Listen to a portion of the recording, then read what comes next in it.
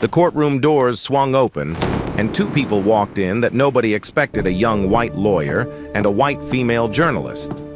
They didn't sit in the gallery. They walked straight to the defense table where a black man in shackles was about to be sentenced to life. The prosecutor whispered, "Who are they?" The answer would shake the entire room, because the truth behind this case wasn't just about murder. It was about a secret this town had buried for over 20 years. But before we get to that courtroom, before the verdict and the tears and the truth that nearly stayed buried, we need to go back. 21 years back, to a man named Samuel Carter and the quiet, impossible choice that changed everything. Samuel was 33 years old the winter it all began. He worked maintenance at Harris Lumber, a wood processing plant on the outskirts of Macon, Georgia, the kind of job that left sawdust in your lungs and calluses on your hands that never fully healed. He had been married once to a woman named Linda, who had a laugh that could fill a room and a stubbornness that matched his own. She died of cancer 2 years before this story starts, and after she was gone, Samuel stopped filling rooms with much of anything. They never had children. The house got quiet. He went to work, came home, sat on the porch, and watched the sun go down over a street where everyone knew his name, but no one really knocked on his door anymore. That was the shape of his life on a cold February evening in 2004, when he stopped at the grocery store on his way home from a double shift. He almost didn't go in. He almost drove straight past. But he needed rice, and rice was on sale, and that was enough of a reason. He saw them before he even reached the entrance. 2 children sitting on the metal bench outside the store, a boy and a girl, both white, both underdressed for the weather. The boy looked about 7, the girl maybe 5. Their coats were too thin, their faces flushed red from the cold, but neither of them was crying. The boy had his arm around his sister's shoulder, holding her close with the kind of practiced steadiness that said he had done this many times before. Samuel slowed down. Something about the way the boy held that little girl, not panicked, not dramatic, just firm like it was his only job in the world, made Samuel stop walking altogether. He crouched down to their level. "You two waiting on somebody?" The boy David looked up at him with gray eyes that carried far too much weight for a 7-year-old. "Our aunt dropped us off this morning. She said she'd be right back." This morning? Samuel looked at the sky. It was already past 5. The sun was almost gone. He learned the rest in pieces. Their mother had died 3 weeks earlier from an overdose. Their father had never been in the picture, not even a name on a birth certificate. A maternal aunt had taken temporary custody, but from the sound of it, temporary was generous. She had left them at this grocery store before dawn and hadn't returned. Samuel called the police. He bought the children hot chocolate from the store and sat with them on that freezing bench while they waited. When the cruiser finally pulled up, 2 officers stepped out and immediately fixed their eyes on Samuel, a black man sitting beside 2 small white children in the dark. Their hands drifted toward their belts before a single question was asked. "Sir, what's your relationship to these children?" Samuel explained. He explained again, and then a third time because the first 2 times didn't seem to register as believable. He was just a man who had walked by, just a stranger who had stopped. But the officers looked at him the way people looked at a math equation that didn't add up, and Samuel understood, not for the first time in his life, that some people would always see the color of his skin before they heard the content of his words. Before the officers took the children away, the little girl Emily turned around in the back seat of the cruiser and looked at Samuel through the window. One of the officers asked her if the man had done anything to them. Emily shook her head and said in a voice so small it barely carried through the glass, "He bought us hot chocolate." It was the first sentence she had spoken all day. 2 months passed. Samuel went back to his routine, work-home porch silence. But something had shifted. He kept thinking about that boy's arm around his sister. He kept thinking about Emily's voice through the glass. He told himself it wasn't his business. He told himself those kids were in the system now and the system would take care of them. Then he heard through a church friend who worked at the county office that Emily and David had already been moved through 3 foster homes in 8 weeks. No family wanted both of them, and David refused to be separated from his sister. Every time a placement tried to take just one, David would shut down, completely wouldn't eat, wouldn't speak, wouldn't move from the front door. So they kept getting sent back, and the file kept getting thicker, and the kids kept getting shuffled like cards that nobody wanted to deal. Samuel filed the adoption paperwork on a Tuesday morning before his shift. The reactions came fast. The social worker assigned to his case, a white woman in her 50s named Diane, looked at him over the top of her glasses with an expression that was trying very hard to be neutral and failing. "Mr. Carter, you understand that these children are, well, they're Caucasian. You're aware of that?" Samuel looked at her. "I'm aware. And you're a single man, living alone, in," she glanced at the file, "the South Side neighborhood. I'm aware of where I live, too." The family court judge ordered 3 home inspections instead of the standard one. Samuel's own neighbors, black folks who had known him for years, pulled him aside after church. "Sam, you're bringing trouble into your house. A black man raising 2 white kids in this town, you're painting a target on your back." Samuel heard them. He understood them. And he filed the next round of paperwork anyway. It took 6 months. 6 months of interviews and background checks and home visits and questions that circled the same suspicion dressed up in different words. But on a bright morning in August of 2004, a judge signed the papers, and Samuel Carter became the legal father of Emily and David.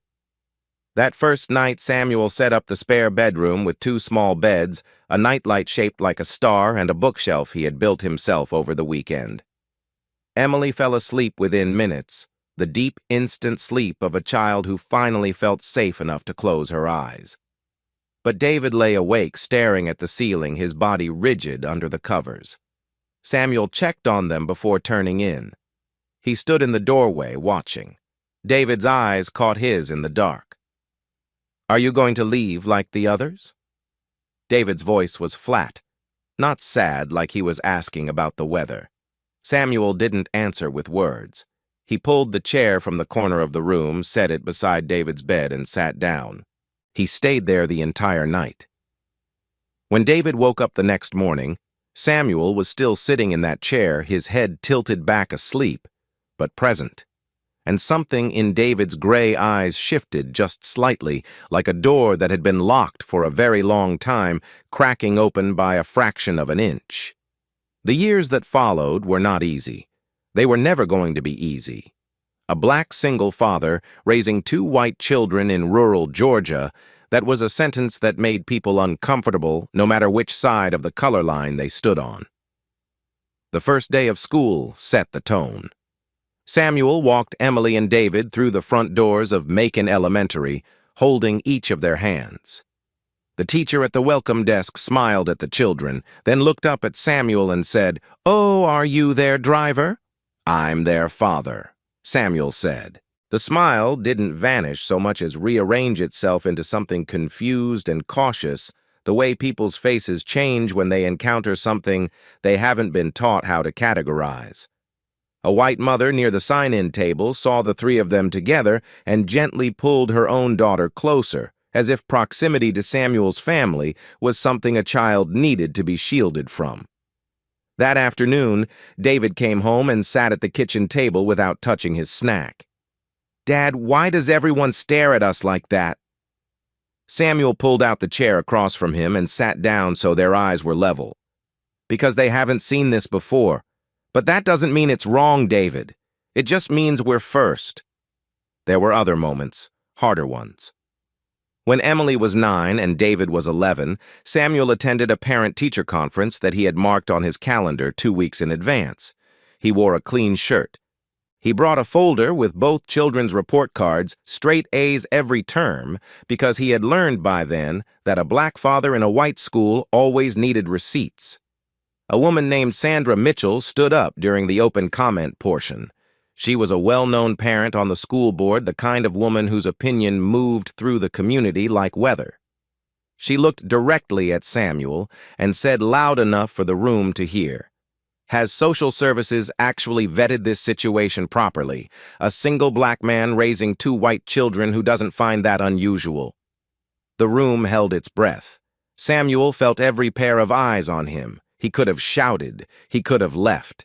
Instead, he stood, opened his folder, and laid out Emily's and David's academic records on the table. The grades, the teacher comments, the attendance records, the notes from school counselors, praising their social development. "This is the only answer I have," he said. "And it's the only answer that matters." Nobody in that room said a word. But the moment that cut deepest, the one that Samuel carried with him for years like a stone in his chest, came when Emily was 15. It was a Thursday evening. Samuel drove to the high school to pick Emily up from drama rehearsal. He waited in the parking lot, leaning against his truck the way he always did. When Emily came out with a group of friends, one of the girls pointed at Samuel and asked who he was. Emily glanced at her father, then back at her friend and said, "Oh, he's our housekeeper." She said it quickly, casually, the way teenagers toss words like grenades without checking where they land. David heard about it that same night from a classmate who had been there. He confronted Emily in the kitchen, his voice sharp with anger. "He's our father, Emily. Our father. How could you say that?" Emily broke down. "You don't understand. You're a boy. Nobody asks you every single day why your dad is black. Nobody whispers about you in the locker room."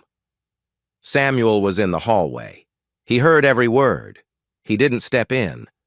He walked to the back porch, sat down in the old rocking chair, and stayed there for hours, watching the dark settle over the yard. It was the only time in 21 years of raising those children that Samuel allowed himself to wonder whether his love was actually hurting them.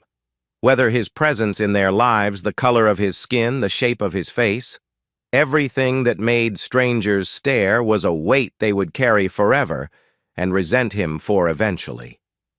2 days later, Emily found him in the garage fixing a lawnmower that didn't really need fixing. She stood in the doorway for a long time before she spoke. "I'm sorry, Dad. I was scared. But I was wrong." Samuel set down the wrench. "You're not wrong for being scared, sweetheart. You're only wrong if you let fear make your choices for you." Emily nodded. She walked over and hugged him hard the way she used to when she was 5 years old, and the world was just a grocery store bench and a cup of hot chocolate and a stranger who didn't walk away.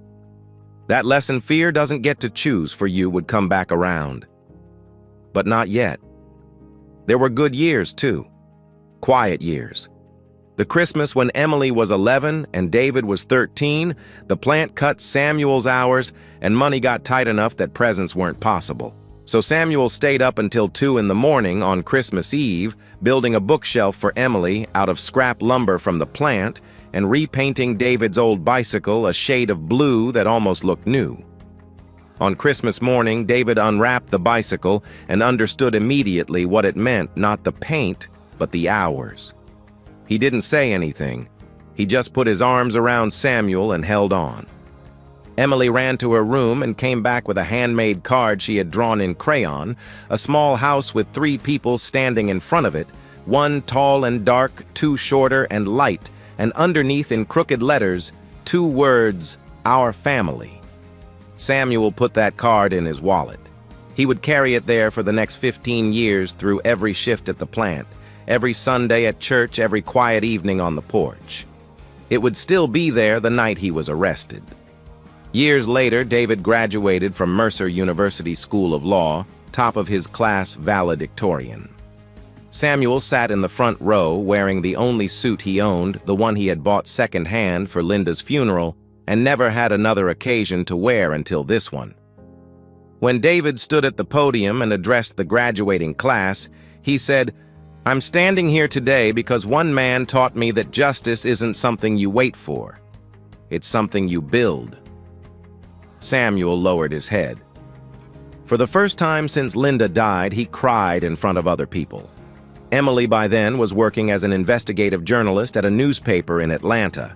David was practicing civil rights law in Savannah.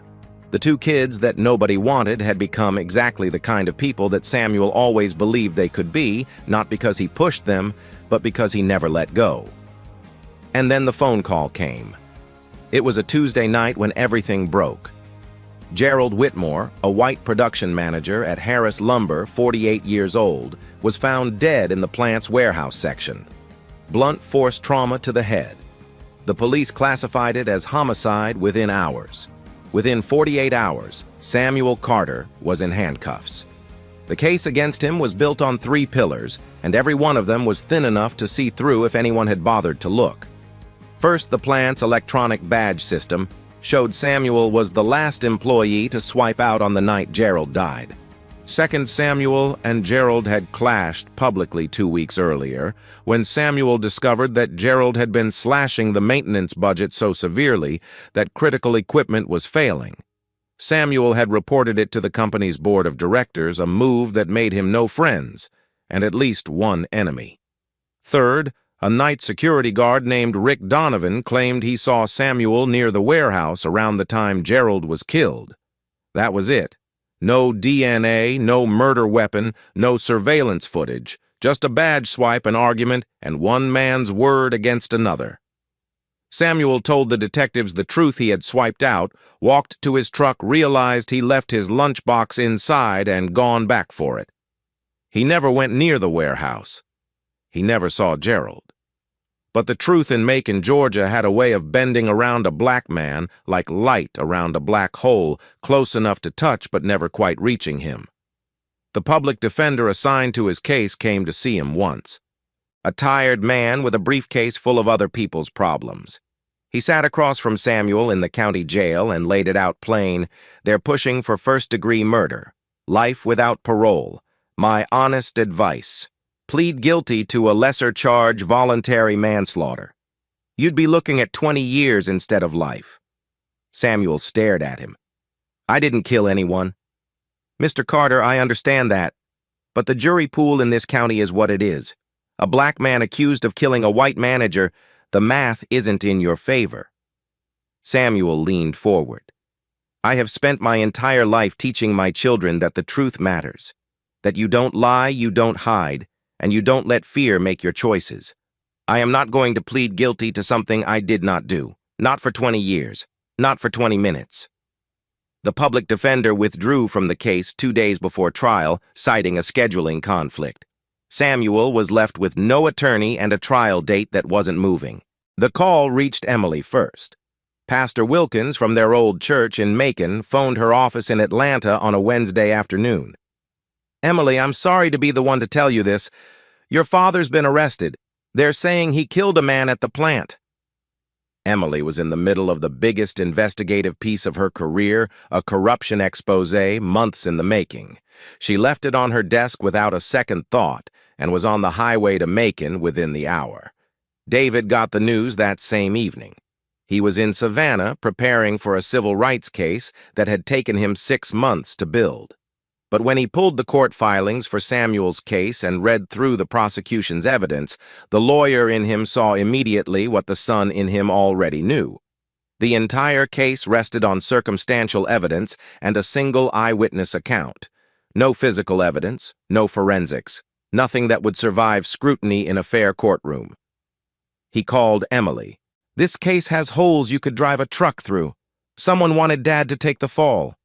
Emily's voice was steady on the other end of the line. I know. I'm already driving. David understood the risk. Representing his own adoptive father in a murder trial would give the prosecution ammunition they would call him biased, emotional, compromised. But he also understood something else. No lawyer in Macon, Georgia was going to fight with everything they had for a black man accused of killing a white manager in a town where the Harris family name was on half the buildings. If Samuel was going to get a real defense, it would have to come from the people who knew exactly what kind of man he was. Emily and David met at a gas station halfway between Atlanta and Macon. They stood in the parking lot under a flickering light, 2 grown adults, who had once been 2 cold children on a grocery store bench, and they made their decision without needing many words. They were going back to the town that had judged their family for 21 years. They were going to stand in a courtroom and fight a system that had never been built to protect people who looked like their father. Not because it was safe, not because it was smart, because Samuel Carter had spent his whole life showing them what it looked like to do the right thing when doing nothing would have been so much easier. The trial of Samuel Carter began on a Monday morning in the Bibb County Superior Courthouse, and from the very first hour, the room felt like a verdict waiting to happen. David took his place at the defense table beside his father. He had filed the proper motions, submitted his credentials, and been approved as counsel, but that didn't stop the whispers that rippled through the gallery when the jury saw a young white attorney sit down next to the black defendant and place a hand on his shoulder. The gesture was brief, instinctive, the kind of thing a son does without thinking. But in that courtroom, everything between Samuel and David carried a second meaning, a meaning the prosecution was more than ready to exploit. The man leading the prosecution was Douglas Mercer, a veteran district attorney with a conviction rate that local newspapers loved to print and defense attorneys learned to fear. Mercer was not a villain in any theatrical sense. He didn't sneer or pound tables. He was precise, measured, and deeply effective, the kind of prosecutor who could make circumstantial evidence sound like divine certainty simply by choosing the right words in the right order. Jury selection had already told David everything he needed to know about the fight ahead. The final panel seated 10 white jurors and 2 black jurors. David challenged the composition, arguing it didn't represent the demographics of the county. Judge Robert Harlan, a conservative Macon-born jurist who had sat on that bench for nearly 20 years, denied the challenge without elaboration. David noted it for the record, knowing it would matter later, and knowing it didn't matter now. Mercer's opening statement was a masterclass in implication. He never said the word race. He didn't need to. He talked about Samuel's history of conflict with Gerald Whitmore. He talked about opportunity, a man alone in a plant at night. He talked about motive, a maintenance worker who believed his supervisor was cheating him. Every sentence was designed to paint a portrait, and the portrait was always the same one that this country had been painting for centuries, a dangerous black man in a place he shouldn't have been doing something he shouldn't have done. David stood for his opening and went in the opposite direction. No emotion, no story, just a question. "Where is the physical evidence?" he said, looking at each juror in turn. "The prosecution wants you to believe that my client committed murder. But where is the proof? Not the assumptions, the proof. They have a badge swipe that shows a man went to work. They have an argument from 2 weeks ago. And they have one witness whose testimony I will ask you to examine very carefully. That is not a case. That is a story told to fill in the blanks, and in America we don't convict people based on stories." A few jurors shifted in their seats. Mercer's expression tightened by a fraction. But the trial was young, and opening statements are promises. The verdict would depend on whether those promises held. The prosecution called its key witness on the second day. Rick Donovan walked to the stand with the stiff posture of a man who had rehearsed this moment. He was the night security guard at Harris Lumber, the only person who claimed to have seen Samuel near the warehouse on the night Gerald died. Donovan's direct testimony was simple and clear. He stated that at approximately 10:15 on the night in question, he observed Samuel Carter walking toward the warehouse section of the plant. He recognized him by his build and his gait. He was certain. David let the words settle before he stood for cross-examination. He carried a single sheet of paper, a printed layout of the Harris Lumber facility. "Mr. Donovan, where exactly were you when you say you saw my client?" Donovan answered without hesitation.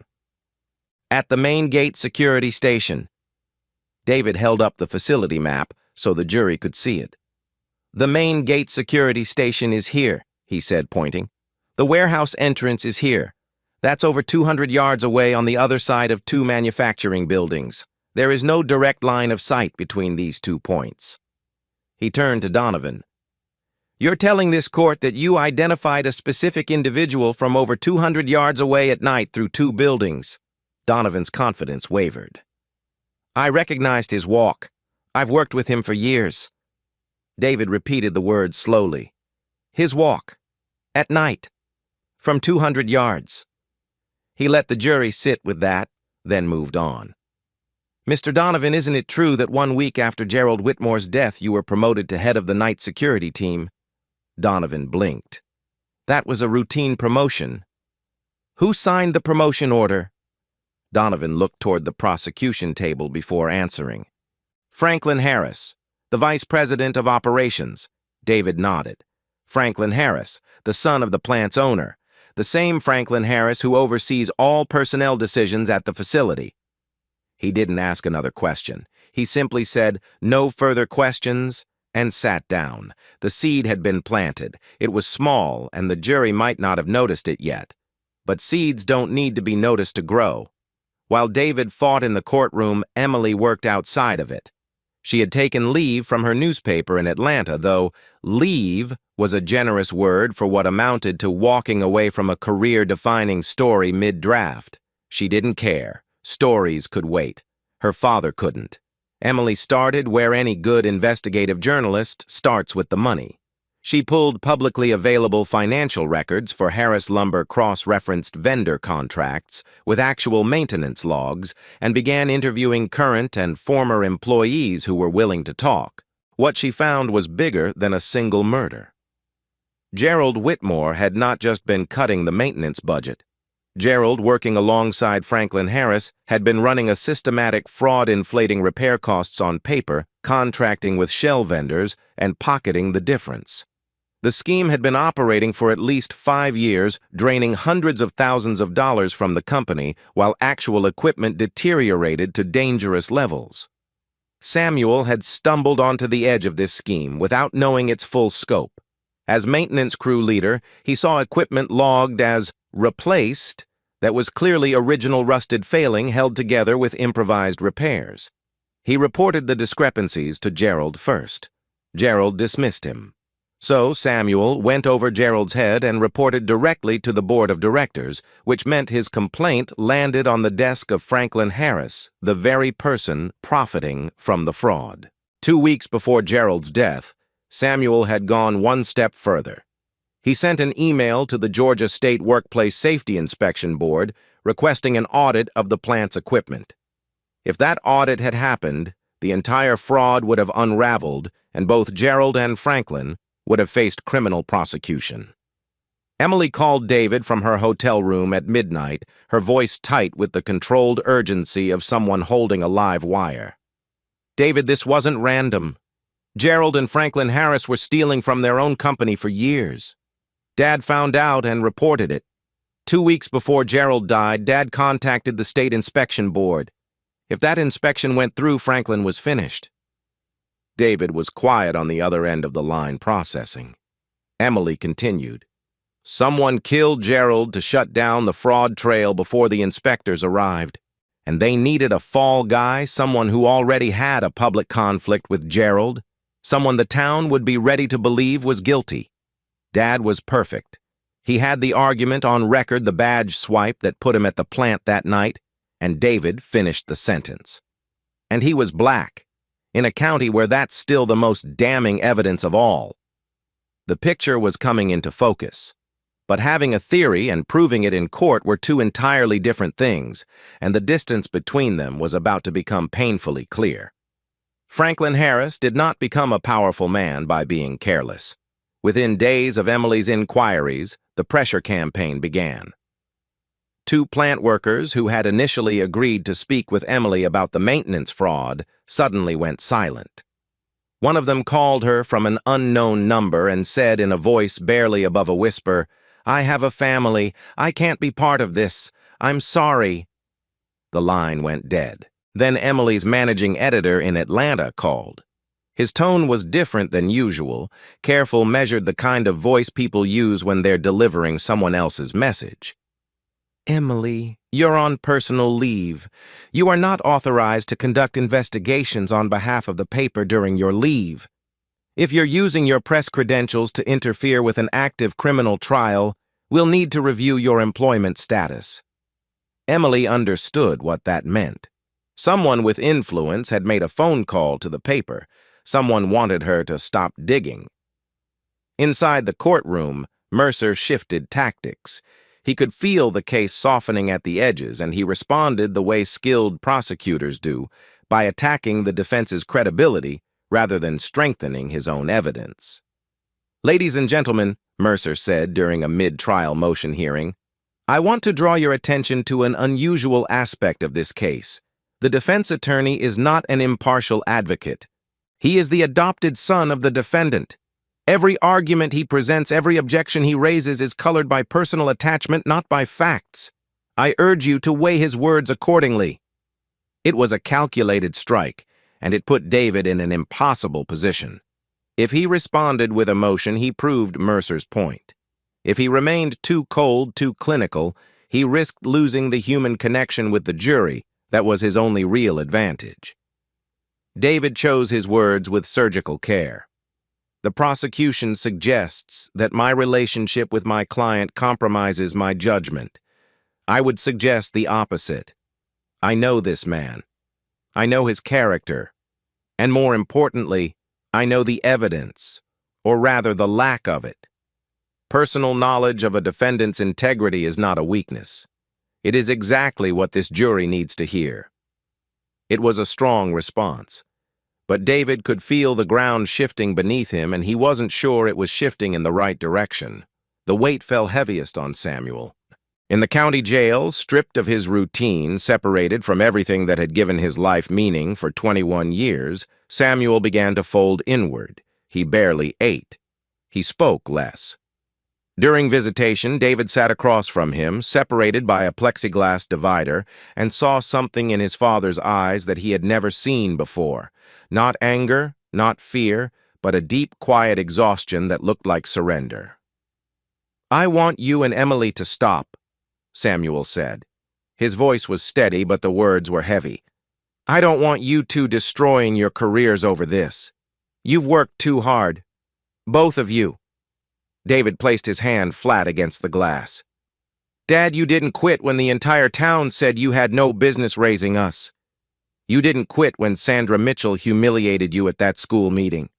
You didn't quit when Emily broke your heart and you sat on that porch all night and still showed up the next morning as her father. So don't ask me to quit now." On the other side of the glass, Samuel looked at David's hand pressed against the divider.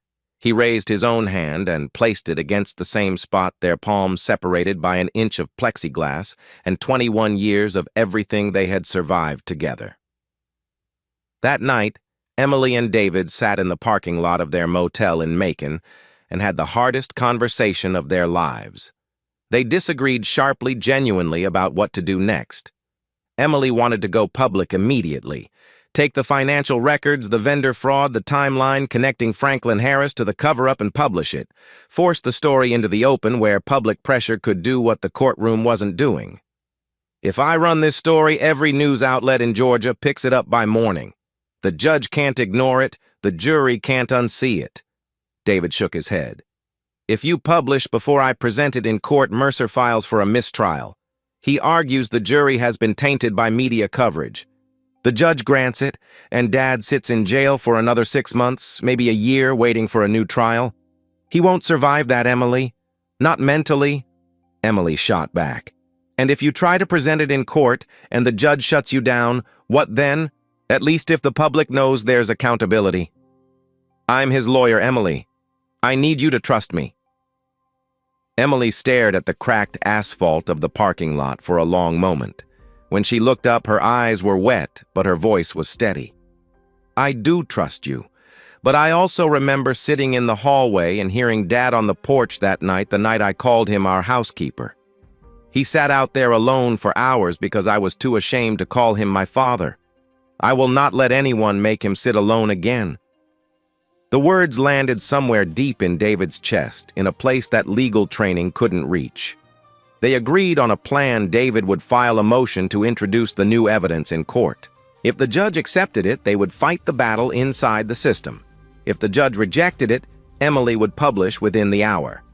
David filed the motion the next morning. He laid it all out: the financial fraud, the shell vendors, Samuel's email to the state inspection board, the suspicious timing of Rick Donovan's promotion.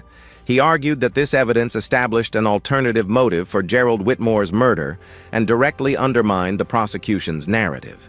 Judge Harlan read the motion in his chambers for 45 minutes. When he returned to the bench, his face gave nothing away. "The defense's motion to introduce supplementary evidence is denied," he said. "The materials presented relate to corporate financial irregularities which are not within the scope of this murder trial. They do not constitute exculpatory evidence under the standard required by this court." David felt the words hit him like a physical weight.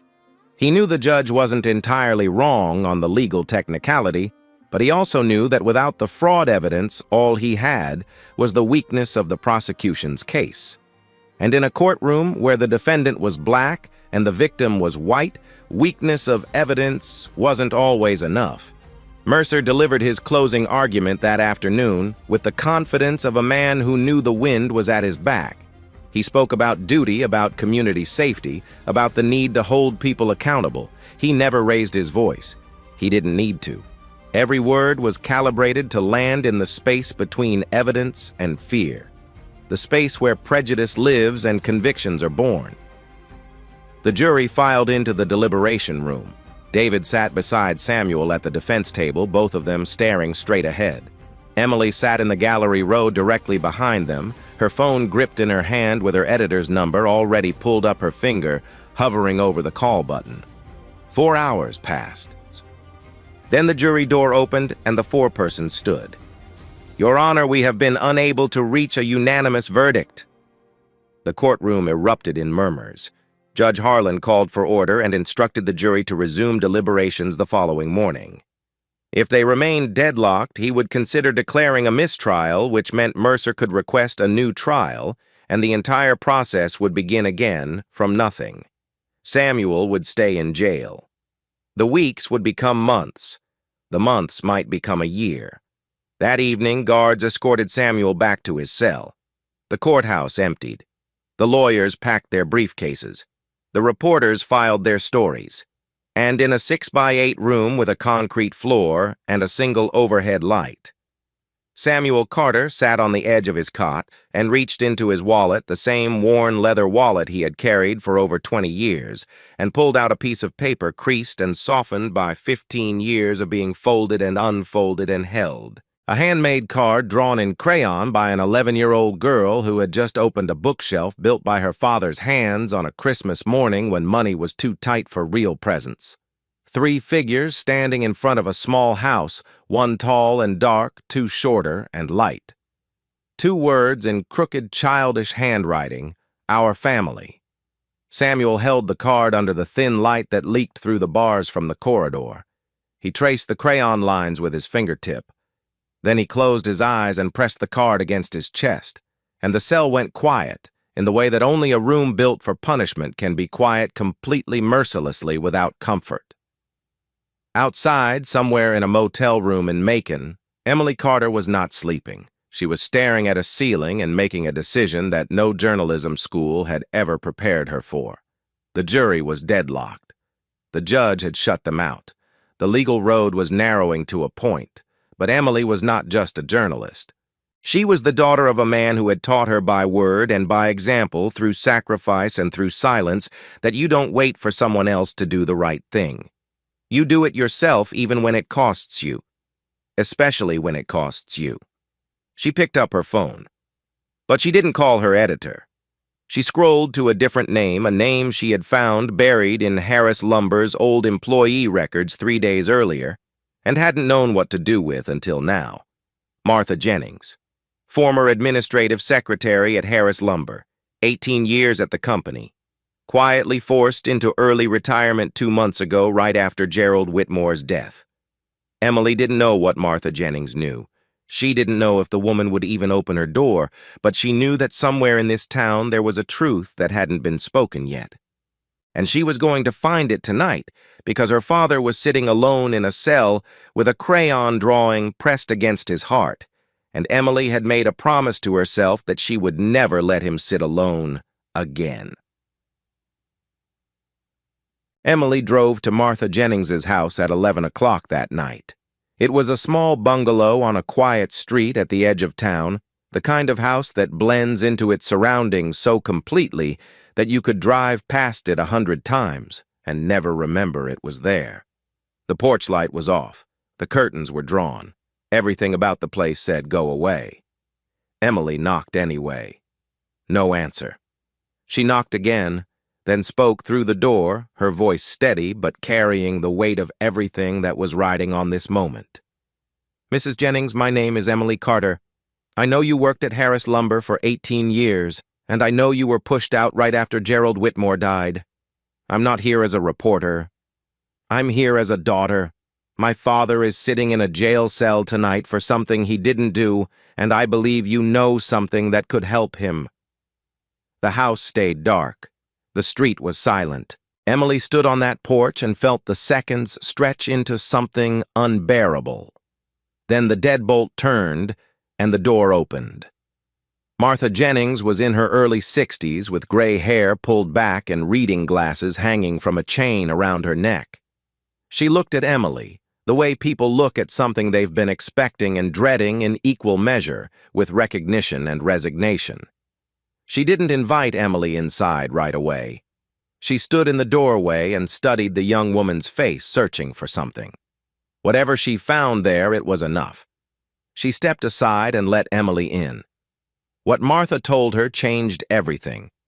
On the night Gerald Whitmore died, Martha had gone back to the plant after hours to retrieve personal documents from her desk. She was already being pressured to retire early and wanted to secure her files before they disappeared. While walking through the back corridor near the warehouse, she saw Franklin Harris coming from the direction of the loading dock. His clothes were disheveled, his face was flushed, and his hands were shaking. When he saw Martha, he stopped dead. "You were never here tonight," Franklin had told her, not a request, a command. "Do you understand me, Martha? You were never here." 2 days later, Martha received official notice of her early retirement. Her pension, the one she had spent 18 years earning, was tied to a company-administered plan that Franklin controlled. The message was clear without ever being spoken aloud. Keep quiet, keep your pension. Talk, and lose everything. Emily asked Martha why she hadn't gone to the police. Martha looked at her hands folded in her lap and said, "Because in this town, when the Harris family tells you to be quiet, you stay quiet. That's how it's always been.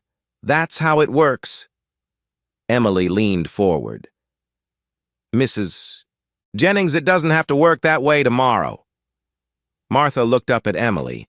A young woman who had driven across the state, walked away from her career, and knocked on a stranger's door at 11 at night to save a man who wasn't even the same color as her, but was in every way that mattered her father. And Martha understood something that she had been trying to avoid understanding for months. Silence was not safety. Silence was complicity. She agreed to testify. The next morning, David filed an emergency motion to call a new witness before the jury resumed deliberations. Mercer was on his feet immediately, objecting with a fury that rattled the windows. "This is a stalling tactic, Your Honor. The defense had every opportunity to present witnesses during the trial. Introducing a new witness at this stage is procedurally improper and prejudicial to the prosecution." David stood his ground. He cited Brady versus Maryland, the landmark Supreme Court ruling that requires the prosecution to disclose all evidence favorable to the defendant. He argued that Martha Jennings's testimony was directly relevant to the events of the night in question, and that suppressing it would constitute a violation of Samuel's constitutional rights. "Your Honor, this witness was at the crime scene on the night of the murder. She has first-hand testimony about the movements of another individual near the warehouse at the time of Gerald Whitmore's death. If this court denies Mr. Carter the right to present this testimony, it denies him the right to a fair trial, and any verdict this jury delivers will be subject to reversal on appeal." Judge Harlan sat behind his bench and weighed two things: his instinct to maintain control of his courtroom and his awareness that an appellate court would not look kindly on a judge who blocked exculpatory eyewitness testimony in a murder trial. The calculation was not about justice. It was about legacy. But sometimes the right outcome arrives through imperfect doors.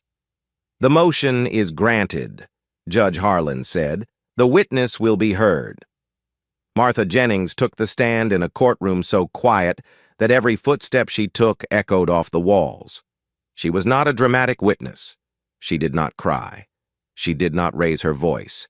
She simply told the truth in plain, clear language, the way a woman who has spent 18 years keeping careful records tells you what she saw when she saw it. She described Franklin Harris emerging from the warehouse area. She described his appearance, the disheveled clothes, the shaking hands. She recounted his exact words, "You were never here tonight." And she explained, without self-pity and without excuses, why she had stayed silent, the pension, the pressure, the unspoken rules of a company town where one family held all the cards. Mercer cross-examined her hard. "Mrs. Jennings, why should this jury believe a story you waited months to tell? Isn't it possible you're fabricating this account out of resentment toward a company that let you go?" Martha looked at the prosecutor, then turned to face the jury directly. "I kept quiet because I was afraid. Because that's what people do in this town. When the Harris family says, 'Be quiet,' they stay quiet. I'm not proud of that. But I'm here now because I watched a man get charged with something he didn't do, and my silence was helping it happen." When Mercer sat down, the courtroom felt different. Something in the air had shifted, not dramatically, not with a crack of thunder, but quietly, the way pressure changes before a storm breaks. David rose for his final words to the jury. He did not shout. He did not perform. He spoke the way Samuel had taught him to speak, plainly, directly, as if truth didn't need decoration to be convincing. "My father, Samuel Carter, spent 21 years raising 2 children that the world said were not his to raise. He never asked why he should. He never asked what he'd get in return. And when he discovered that equipment at his workplace was failing because someone was stealing money that should have gone to safety repairs, he didn't stay quiet. He reported it. He reported it because that is who he is, a man who does the right thing, even when the right thing has a cost. That cost is why he's sitting here today. Not because of evidence, not because of proof, because he was convenient, because a powerful man needed someone to blame, and Samuel Carter, a black man, in a town that has never quite figured out what to do with black men who don't stay in their lane, was the easiest target available. You have heard the prosecution's case. You have heard a badge swipe that proves nothing except that my client went to work that day. You have heard a witness whose testimony cannot survive basic geography. And now you have heard from a woman who saw with her own eyes another man leaving the scene of the crime, a man with motive, with opportunity, and with the power to make everyone around him stay silent. Justice is not something you wait for. It is something you build. Today you are the builders. David sat down beside his father. Samuel looked at him not with hope, not with fear, but with the expression of a man seeing something he built standing on its own for the first time. The jury deliberated for 47 minutes. When they filed back in the foreperson, an older white woman who had sat through every day of the trial with an unreadable face stood and unfolded a single piece of paper. "On the charge of first-degree murder, we, the jury, find the defendant not guilty." Samuel did not move. He sat perfectly still, his eyes closed, his hands flat on the table. David placed a hand on his father's shoulder, the same gesture from the first day of the trial, and this time neither of them let go. Emily came from the gallery and wrapped her arms around both of them, and for a long moment the three of them held each other in the middle of a courtroom that had tried to tear them apart. Samuel opened his eyes, looked at his children, both of them crying, both of them strong in ways that still surprised him, even after all these years, and said the first words that came to him, "You two grew up on me." Emily laughed through her tears, and the sound filled the courtroom the way Linda's laugh used to fill a room completely without apology. In the weeks that followed, Emily's investigation was published. The story detailed the financial fraud at Harris Lumber, the scheme between Gerald Whitmore and Franklin Harris, and the systematic cover-up that had nearly sent an innocent man to prison for life. Federal investigators opened a case. Franklin Harris was indicted on charges of fraud, obstruction, and conspiracy. Rick Donovan pleaded guilty to perjury in exchange for a reduced sentence. Samuel went home. The small house on the south side of Macon was older now, the porch a little more weathered, the paint a little more faded. But the family photo still hung in the hallway, the same one that had been there for 21 years. Emily took the crayon card, "Our Family," and had it sealed in a clear protective case. She placed it on the bookshelf that Samuel had built for her out of scrap lumber on a Christmas morning, when money was tight and love was the only currency they had. The card sat there in its case, the crayon lines still bright enough to read after all these years, a relic from a time when a little girl drew the only truth she knew. 3 people, 1 house, and a word that no courtroom, no system, and no amount of prejudice had ever managed to take away from them. Family. Samuel sat on his porch that evening and watched the sun go down the way he had done 1,000 times before. Emily sat on the steps beside him. David leaned against the railing. Nobody spoke for a while. They didn't need to. Some things don't require words, they just require presence. When Samuel finally broke the silence, he said something that neither of his children expected. "People always asked me why I adopted you two. I never had a good answer, but I think I do now." He looked at them both. "I adopted you because I needed you, more than you ever needed me." Emily smiled and shook her head. "Dad, that's the most ridiculous and truest thing you've ever said." 21 years earlier, a man had chosen to love 2 children that the world said weren't his. He asked for nothing. He expected nothing. He simply showed up every single day and built something that everyone told him couldn't last, a family that didn't match in a town that didn't approve, held together by nothing more than the stubborn, quiet conviction that love doesn't need permission and justice doesn't wait for an invitation. And in the end, the thing he built was the only thing strong enough to save him. Not the law, not the system, not the town that watched him struggle for 2 decades and never once offered to help. His children, the ones nobody wanted, the ones he chose. They saved him the same way he had saved them, not with grand gestures, but with the simple, ferocious refusal to let go. And maybe that's the thing worth remembering about this story, not the courtroom, not the verdict, not even the injustice. The thing worth remembering is that somewhere out there right now, someone is making a choice to love a person that the world says isn't theirs to love. And that choice, as quiet and unremarkable as it might seem today, might be the one thing that saves them both 21 years from now. If this story moved something in you, if it made you think about the people who showed up for you or the people you've shown up for, I'd love to hear about it. Drop a comment and tell me who's your Samuel.